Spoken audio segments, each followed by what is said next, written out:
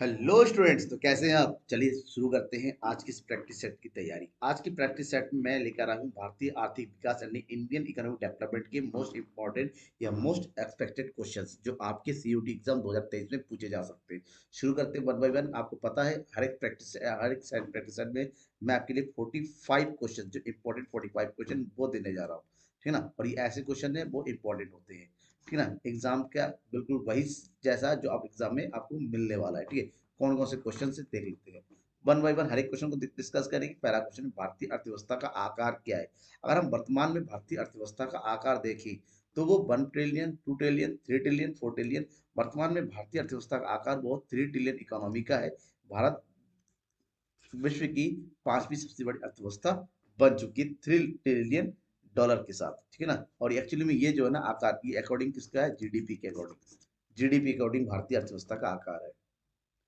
Question number two, योजना आयोग की स्थापना निम्नलिखित में से किस उद्देश्य के लिए हुई थी। योजना आयोग का उद्देश्य क्या था। एक्चुअली में योजना आयोग जो बनाया गया था भारत में, जब आज भारत जो 1947 में आजाद हुआ था, तो आजाद होने के बाद भारत की आर्थिक स्थिति बहुत ही ज्यादा कैसी थी, दयनीय थी।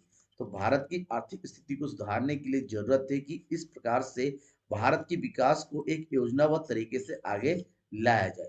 तो इसलिए योजनाओं का निर्माण किया और उस योजना को निर्माण करने के लिए एक आयोग बनाया गया जिसका नाम दिया गया योजना आयोग, जिसके अंतर्गत 5 वर्षीय योजनाओं को लागू किया गया।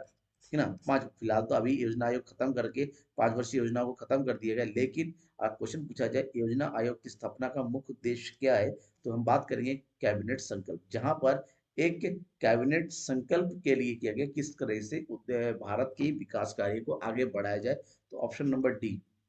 क्वेश्चन नंबर थ्री, किसी देश की आर्थिक शक्ति में वृद्धि मापन का सबसे उपयुक्त साधन क्या है। अगर किसी भी देश की आर्थिक शक्ति को देखा जाए कि कोई किसी भी देश का विकास जो है कितना अधिक हुआ है और उस देश की एक्चुअल में इकोनॉमिक कंडीशन क्या है, तो किसके अकॉर्डिंग पता चलेगा। वार्षिक प्राइवेट निवेश की वृद्धि से, भारतीय इनकम में नेट वृद्धि से, या प्रत्यक्ष विदेशी निवेश। आंसर होगा आपका प्रति व्यक्ति। अगर प्रति व्यक्ति आय जितना ज्यादा होगा इसका मतलब ये हुआ प्रति व्यक्ति आय अकॉर्डिंग टू क्या कैलकुलेट, प्रति व्यक्ति आय कैलकुलेट करने के लिए यूज किया जाए देश का कुल आय, देश की कुल आय को भाग कर दे देश की कुल जनसंख्या से। तो इसका मतलब होता है प्रति व्यक्ति आय ये बताता है कि जनसंख्या के अकॉर्डिंग एक्चुअली में इनकम का डिस्ट्रीब्यूशन कैसा है, तो देश की आर्थिक स्थिति को यही बताता है। क्वेश्चन नंबर फोर, देश में पूरे आय और व्यय का पूरा ब्यौरा जिसे बजट कहा गया है, संसद में समक्ष पेश करना होगा। ये संविधान के किस अनुच्छेद में लिखा हुआ है, मतलब बताना है कि संविधान के किस अनुच्छेद में। ठीक है ना। इंडिया का जो कॉन्स्टिट्यूशन है उसके किस अनुच्छेद में जो संसद के में ये कहा गया, संसद में जो है देश का बजट जो है पेश होगा जिसमें आय और व्यय का पूरा ब्यौरा किसके अंदर, जैसे अनुच्छेद 112। ये आपको याद करके रखना है अनुच्छेद वगैरह को, कि इस आर्टिकल के अनुसार जो बजट के कहा गया कि हर देश को अपनी प्रत्येक वर्ष का बजट पेश करना ही होगा जो भी संसद में। क्वेश्चन नंबर फाइव, निम्नलिखित में से क्या सतत बॉन्ड का सही गुण है। का सतत बॉन्ड का मतलब क्या होता है। सतत बॉन्ड में कोई निश्चित ब्याज दर, सतत बॉन्ड में निश्चित परिपक्वता नहीं होती। निश्चित मतलब कभी भी ये सतत इसका मतलब होता है कंटिन्यूस।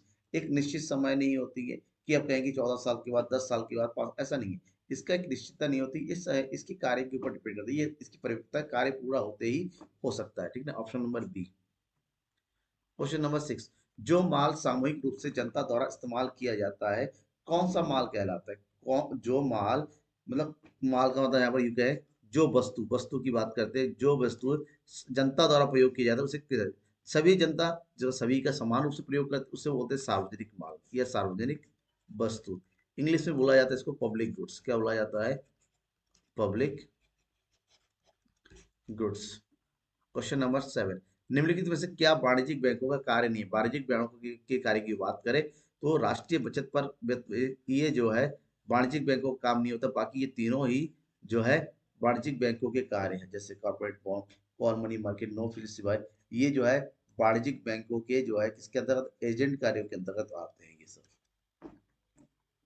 क्वेश्चन नंबर एट, राष्ट्रीय इक्विटी फंड की निगरानी कौन करता है। राष्ट्रीय equity fund, national equity fund की निगरानी जो है कौन करता है, सिडबी करता है। ठीक है ना। एसआईडीबी है सिडबी। क्वेश्चन नंबर नाइन, निम्नलिखित में से किसकी निर्माण खर्च सर्वाधिक और परिवहन का खर्च सबसे कम है।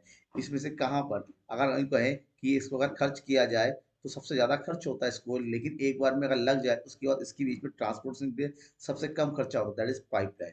पाइपलाइन में को लगाने में, स्टेबलिश करने में, पाइप है, खोदना है, तमाम खर्चा होता है। लेकिन एक बार पाइपलाइन सेट हो जाए तो इसमें जो, चाहे हम तेल का बात करें, चाहे हम जल के पानी की बात करें, चाहे गैस की बात करें, इसका जो ट्रांसपोर्टेशन चार्ज बहुत ही कम लगता है। क्वेश्चन नंबर 10, भारत में फैक्ट्रीज ऑफ क्रेडिट किसे कहा जाता है? फैक्ट्री ऑफ क्रेडिट का मतलब होता है एक वो एजेंसी जहां पर क्रेडिट क्रिएशन होता है। इसका मतलब होता है साख निर्माण। क्रेडिट क्रिएशन मतलब साख का निर्माण। आपको ये बताना है भारत में साख का निर्माण कौन करता है, दैट इज वाणिज्यिक बैंक। ठीक है ना। क्वेश्चन नंबर 11, राजस्व घाटा क्या है? राजस्व घाटा जो है, राजस्व व्यय और राजस्व प्राप्ति का अंतर होता है। ठीक है ना, ये राजस्व घाटा होता है जिसके अंतर्गत केवल राजस्व मदों को शामिल किया जाता है। क्वेश्चन नंबर 12, भारत में आरक्षित बैंक द्वारा उपयोग की जाने वाली मनी सप्लाई की अवधारणाओं में संकीर्ण धन और व्यापक धन की प्रतिनिधित्व क्रमशः। संकीर्ण धन की बात करना, संकीर्ण मतलब जिसके अंतर्गत मनी सप्लाई यानी कि मुद्रा पूर्ति के बारे में सबसे कम बातें की जाती हैं, और व्यापक धन जिसके अंतर्गत सबसे ज्यादा मुद्रा पूर्ति की बात करते हैं। तो अगर संकीर्ण और व्यापक की अगर हम बात करते हैं तो इसमें से कौन सा आएगा? तो ऑप्शन नंबर डी आएगा। यहाँ पर थोड़ा सा देख ध्यान में रखिएगा कि option number two D choose करेंगे हम यहाँ पर। ठीक है, ऑप्शन नंबर डी हमारा राइट ऑप्शन होगा। और ऑप्शन नंबर ए जो है राइट ऑप्शन हमारा नहीं है, ये गलत थोड़ा सा टाइप हुआ है, सॉरी फॉर दिस। अब सही है, ठीक है, option number D. Okay, now the next question, निम्नलिखित में से क्या मनी मार्केट का कार्य नहीं है? मनी मार्केट, ठीक है ना, मनी मार्केट ऐसा मनी मार्केट होता है, पैसा होता है जहाँ पर पैसों का यानी कि मनी का जो है एक साथ जो है एक देश का दूसरे देश के साथ, मनी मार्केट का हम यहाँ पर जो है विदेशी विनिमय बाजार भी कह सकते हैं इसको। क्या कह सकते हैं? दैट इज विदेशी विनिमय बाजार। ठीक है ना। तो विदेशी विनिमय बाजार में अंदर क्या होता है? इसके अंतर्गत विदेशी मुद्राओं की बिक्री और खरीद की सुरक्षा प्रदान करना होता है। ठीक है ना। सरकार और प्राइवेट क्षेत्र के संगठन, लघु उद्योग नहीं, ये सब नहीं, इसके अंदर नहीं आता है। वो जो है बाकी बाजार होता है। लेकिन अगर हम मनी मार्केट की बात करते हैं, इसके अंतर्गत विदेशी मुद्राओं की बिक्री और खरीद की मतलब और फॉरेन एक्सचेंज होता है इसके अंतर्गत। ठीक है। क्वेश्चन नंबर 14, सरल शब्दों में बैंकों की निम्नलिखित उधार गतिविधियों की वजह से सबप्राइम संकट शुरू हो गया था? किसके कारण? सबप्राइम मतलब अगर उधार दे रहे हैं आप, ठीक है ना, तो सबप्राइम का मतलब ये हुआ कि बैंकों के पास अब नकदी की समस्या या फिर वसूली की समस्या जो है शुरू हो गई थी। और वसूली की समस्या तब शुरू हो गई थी कि आपने ऋण तो दिया, अब ऋण का पैसा वापस नहीं आता, यानी कि उनको ऋण देना जो चुकाते नहीं है। अगर ऐसे लोगों को ऋण दिया तो ऐसे लोग चुकाएंगे नहीं, ऐसे लोगों को ऋण देने से धीरे धीरे जो है डेप्ट डेप्ट की मात्रा बढ़ी जाती है, क्योंकि वो रिटर्न एनपीए जिसको बोलते हैं, ठीक है ना, वो बढ़ती चली जाती है और वो एक्चुअली में कभी रिटर्न नहीं आ सकता है। क्वेश्चन नंबर 15, नरेगा योजना किस पंचवर्षीय योजना में शुरू किया गया? नरेगा जिसको बदल के अब मनरेगा कर दिया गया है, अब इसका पूरा नाम मनरेगा है, ठीक है ना। महात्मा वर्ष में जोड़ दिया गया। किस पर शुरू किया? ये शुरू किया गया था 10वीं पंचवर्षीय योजनाओं के अंतर्गत। क्वेश्चन नंबर 16, एक कंपनी का डिवेंचर धारक भी इसका क्या होता है? अगर किसी कंपनी कंपनी का डिवेंचर धारक, जिसको डिवेंचर होल्डर कहते हैं, और डिवेंचर होल्डर क्या होता है? क्रेडिटर होता है, क्योंकि एक निश्चित समय के बाद डिवेंचर होल्डर का पैसा वापस करना ही पड़ेगा। सो ये एक लाइबिलिटी होती है, लॉन्ग टर्म लाइबिलिटी के नाम से जानते हैं इसको। क्वेश्चन नंबर 17, इनमें एनएनपी के बारे में कौन सा कथन सत्य है? अगर एनएनपी की बात करें, एनएनपी का मतलब होता है net national product. Net national product, और नेट नेशनल प्रोडक्ट की बात करते हैं इसमें सही है जीएनपी माइनस, क्योंकि ग्रॉस, जी का मतलब होता है ग्रॉस। जब हम ग्रॉस में से मूल्य राशि को घटाएंगे तब जाके हमें क्या मिलेगा? नेट मिलेगा, राइट। बाकी सब तो सेम ही है। सो यहाँ पर ऑप्शन नंबर बी सही है। क्वेश्चन नंबर 18, राष्ट्रीय निवेश निधि की स्थापना कब हुई थी? National investment fund, national investment fund, NIF की स्थापना कब हुई थी? आंसर है 2007 में। क्वेश्चन नंबर 19, निम्नलिखित में से कौन सा सामान्य रूप से भारत के लघु उद्योगों की विशेषता नहीं है? भारत के लघु उद्योगों की विशेषता की बात करते हैं, अधिक लोगों को रोजगार दिया जाता है, बिल्कुल सही है। अधिक आयात होता है, बिल्कुल सही है। अधिक निर्यात होता है, बिल्कुल सही है। लघु उद्योग का इस सब में बहुत योगदान है, लेकिन लघु उद्योग की सबसे बड़ी खामी है कि लघु उद्योग में कुशल विपणन प्रणाली नहीं है, ठीक है ना, क्योंकि यहाँ पर पैसों का, पूंजी के अभाव के कारण वो एक उचित सही मार्केटिंग नहीं कर पाती। सबसे बड़ी प्रॉब्लम इसकी है। So that option number D. Question number 20, निम्नलिखित में क्रेडिट आवश्यकता को पूरा करने के लिए माइक्रो फाइनेंसिंग का प्रयोग सबसे ज्यादा कौन करता है? कि अपनी जरूरतों को पूरा करने के लिए जो उधार क्रेडिट आवश्यकता मतलब उधार की जरूरत होती है अपने काम को पूरा करने के लिए, तो उसे कौन सा क्षेत्र है, कौन सा सेक्टर है जो माइक्रो फाइनेंस माइक्रो मतलब बिल्कुल कम अवधि का या कम राशि का लोन, ठीक है ना, प्रयोग करता है? कौन करता है? माइक्रो लघु मध्यम उद्योग या समाज के गरीब कमजोर क्षेत्र। ऑप्शन है समाज, क्योंकि इनको जो है अपनी जिंदगी को, अपने कामों को या अपने बिजनेस को, कोई भी हो, गरीब और कमजोर लोग अपनी जरूरतों को पूरा करने के लिए इनको छोटे छोटे पैसों की जरूरत पड़ती है, यानी माइक्रो फाइनेंस के नाम से चलता है। जैसे 10,000, 15,000, 20,000, जैसे बंधन बैंक ने शुरू किया था। बंधन बैंक 5,000, 10,000, 50,000 तक की लोन देती है और इनको वीकली कलेक्ट करती है, ठीक है ना। तो इसको बोलते हैं माइक्रो फाइनेंसिंग, और बेसिकली ये गरीब और कमजोर क्षेत्र के लोगों के लिए है। क्वेश्चन 21, इनमें से कौन सा ग्रामीण क्षेत्रों में विभिन्न विकास गतिविधियों को बढ़ावा देने के लिए निवेश और उत्पादन क्रेडिट प्रदान करने के लिए संस्थानों के लिए सर्वोच्च वित्त पोषित एजेंसी? वित्त पोषित मतलब एक ऐसे एजेंसी जो ग्रामीण क्षेत्र में जो है वित्त से संबंधित, साख से संबंधित जो है निगरानी कर सके, योजना को तैयार कर सके, वो है नाबार्ड। क्या नाम है? नाबार्ड, ठीक है ना, नाबार्ड नाम दिया गया इसका। क्वेश्चन नंबर 22, निम्नलिखित में से किस स्थिति में निर्यात ऋणात्मक होता है? मतलब नेट निर्यात, मतलब इसको नेट निर्यात मतलब नेट एक्सपोर्ट के नाम से। नेट एक्सपोर्ट जो है ऋणात्मक कब होता है? नेट एक्सपोर्ट का मतलब होता है एक्सपोर्ट माइनस इंपोर्ट। ये ऋणात्मक तब होगा जब आपका इंपोर्ट ज्यादा होगा एक्सपोर्ट की, मतलब निर्यात आयात से अधिक होने पर, ठीक है ना। गलत है, आयात निर्यात से अधिक होना आपका ऑप्शन होगा, ऑप्शन नंबर बी। नेट निर्यात आयात से अधिक होगा तो जाहिर सी बात है नेट निर्यात पॉजिटिव होगा। तो यहाँ पर ऑप्शन है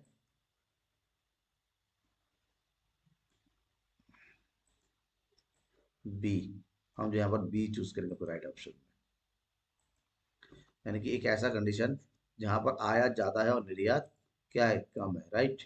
क्वेश्चन नंबर 23, भारत सरकार ने छूट, कटौती, मूल्यह्रास इत्यादि के प्रावधानों का उपयोग करके कारपोरेट कर से बचने वाली कंपनियों पर न्यूनतम वैकल्पिक कर किस वर्ष लगाया गया? दैट इज ऑप्शन है 1996 97 में। क्वेश्चन नंबर 24, SMERA समेरा की स्थापना किस वर्ष हुई? ये 2005 में हुई इसकी स्थापना। समेरा का मतलब small medium and enterprise rating agency, जो स्मॉल और मीडियम इंटरप्राइज यानी कि कंपनियों के लिए रेटिंग प्रोवाइड करती है, और ये भारत की रेटिंग एजेंसी है। क्वेश्चन नंबर 25, निम्नलिखित में से कौन सी मौद्रिक नीति है जो स्थानीय वित्त परिसंपत्तियों के लेन देन को स्वतंत्र रूप से बाजार निर्धारित विनिमय दर पर लेन देन करने की क्षमता का आसपास केंद्रित करती है, ठीक है ना। मौद्रिक नीति की बात करते हैं, इसमें कौन सा है जो वित्तीय परिसंपत्तियों, ठीक है ना, परिसंपत्तियों की बात जब होती है उनकी एसेट्स लायबिलिटी से रिलेटेड करती है, उसको बोलते हैं पूंजी खाता परिवर्तनीय, ठीक है ना, पूंजी खाता परिवर्तनीयता, ठीक है। क्वेश्चन नंबर 26, कौन सा कार्यक्रम गरीबी हटाओ नारे के साथ शुरू हुआ? सिर्फ कौन से नारे? दैट इज ऑप्शन कहते हैं 20 सूत्रीय कार्यक्रम, जिसमें इसका मुख्य उद्देश्य था भारत में गरीबी की स्थिति को सुधार लाना, इसलिए इसका नाम दिया गया था गरीबी हटाओ नारा। क्वेश्चन नंबर 27, निम्नलिखित में से कौन सा प्रत्यक्ष कर है? प्रत्यक्ष कर मतलब डायरेक्ट टैक्स, इसमें से बताना है डायरेक्ट टैक्स कौन सा है। डायरेक्ट टैक्स की बात करें, एक्साइज ड्यूटी, सेल्स वेट, ये सारे indirect tax, option number D, क्योंकि ये डायरेक्ट आय पर लगता है, जिस व्यक्ति की आय उसी पर टैक्स देना पड़ता है। क्वेश्चन नंबर 28, किसी भी निवेश से पहले विदेशी संस्थागत निवेश FII के रूप में आगे आने के लिए सभी विदेशी फंडों को निम्नलिखित निकायों में से किसी एक में पंजीकरण करने की आवश्यकता होती है, वो कौन सी संस्था है? सेबी। अगर आपको भारत में किसी भी जगह पर किसी भी स्थिति में निवेश करना है और आप जो है FII का हिस्सा है, तो भारत में सेबी के अंतर्गत आपको अपना रजिस्ट्रेशन करना पड़ेगा। क्वेश्चन 29, वस्तुओं के व्यापार का नियंत्रण किसके द्वारा किया जाता है? वस्तुओं के व्यापार का नियंत्रण किया जाता है वायदा बाजार आयोग के अंतर्गत, FMC, फॉरवर्ड मार्केट कमीशन के अकॉर्डिंग। 30, डॉक्टर आर के हजारी समिति किससे संबंधित है? आर के हजारी समिति जो संबंधित है औद्योगिक लाइसेंस की, कि भारत में उद्योगों की विकास के लिए लाइसेंसिंग प्रणाली किस प्रकार से आगे बढ़ाई जा सके, इसमें सुधारा जा सके, इस समिति के संशोधन से ये लागू हुआ था। क्वेश्चन 31, पारेख समिति किससे संबंधित है? अगर हम पारेख समिति की बात करें, इसका संबंध इंफ्रास्ट्रक्चर वित्त पोषण से है। Question number 32, Mumbai stock exchange में WDM का मतलब क्या होता है? WDM का मतलब होता है होल सेल डेप्ट मार्केट, एक ऐसा मार्केट जहां पर होल सेल में डेप्ट मिलता है ऋण वगैरह की प्राप्ति हो जाती है। क्वेश्चन नंबर 33, यूएसओ फंड या सार्वभौमिक सेवा दायित्व फंड किससे संबंधित है? यूएसओ, ठीक है ना, सार्वभौमिक सेवा दायित्व, इसका मतलब होता है दूरसंचार से, किससे? दूर संचार से, यानी कम्युनिकेशन से। क्वेश्चन नंबर 34, एक्जिम बैंक की स्थापना कब हुई थी? एक्जिम बैंक की स्थापना हुई थी 1982 में। एक्जिम बैंक का मतलब होता है, पूरा नाम है इसका एक्सपोर्ट और import bank, export and import bank. 35, Bharat में मौद्रिक प्रणाली के कार्य पर किस समिति ने जोर दिया? कि वास्तविक घाटे में न केवल सभी बजटीय घाटे को शामिल होना चाहिए, बल्कि बाजार उधार अन्य देनदारियों को वित्तीय घाटे की एक नई अवधारणा को जन्म देना चाहिए। किसने कहा था? ये कहा गया था एस चक्रवर्ती के अंतर्गत, क्योंकि इन्होंने जो है भारतीय बजट के संबंध में कई सारे जो है सुधारों की संस्तुति की थी। एस चक्रवर्ती समिति। क्वेश्चन नंबर 36, भारत ने छूट, कटौती, मूल्यह्रास आदि के प्रावधानों का उपयोग करके कारपोरेट कर से बचने वाली कंपनियों न्यूनतम वैकल्पिक कर किस वर्ष लगाया था? ऑप्शन है 1996-97 के। क्वेश्चन नंबर 37, निम्नलिखित से कौन सा सही रिजर्व मनी को दर्शाता है? रिजर्व मनी कौन सा है? रिजर्व मनी के अंतर्गत आता है ऑप्शन नंबर डी, परिसंचरण मुद्रा। आरबीआई के साथ जमा आम जनता का अनजमा है, बैंकों के साथ नगद, आरबीआई के साथ बैंकर, ये सभी जो है आपका किसको बताता है? रिजर्व मनी को बताता है।